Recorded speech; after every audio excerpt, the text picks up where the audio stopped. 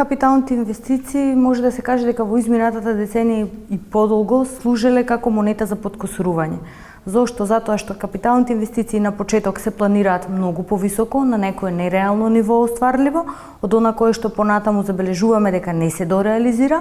Понатаму во капиталните инвестиции има секаков тип на инвестиции кои не секогаш значат дека се капитални, например опрема во некакво министерство, дали е тоа приоритетно, дали имаме други поприоритетни инвестиции и секако кои се приоритетите на капиталните инвестиции, односно што се ние треба да приоритизираме.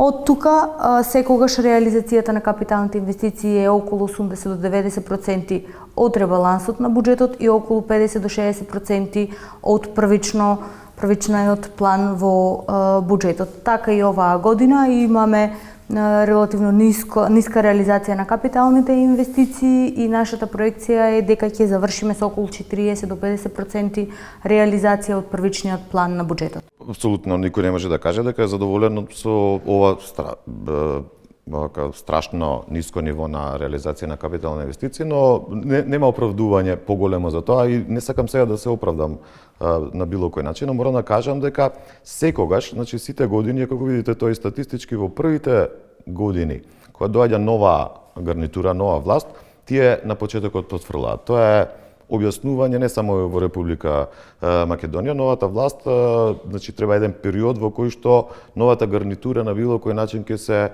да речем на некој начин влезе во форма додека ја преземе власта, односно додека почне да ги реализира проектите.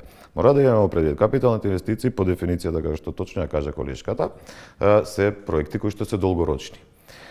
Тие бараат еден период на проекција, понатаму бараат проекти на долги тендерски процедури, бараат дел на експроприација на приватна земјишта и така натаму и така натаму.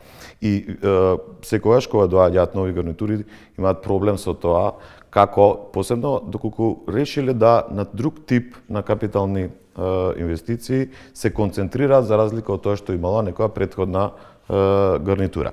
И тоа бара доста време. Тоа не е оправдување од едноставна причина што повторно велам, предимензионирањето на капиталните инвестиции никогаш не дава добар резултат, но притисокот кој што го имаат секогаш владите за тоа да програмираат, односно да предложат во парламентот така наречен развоен буџет и тој притисок да секогаш имате висока бројка на капитални инвестиции го прави овој проблем.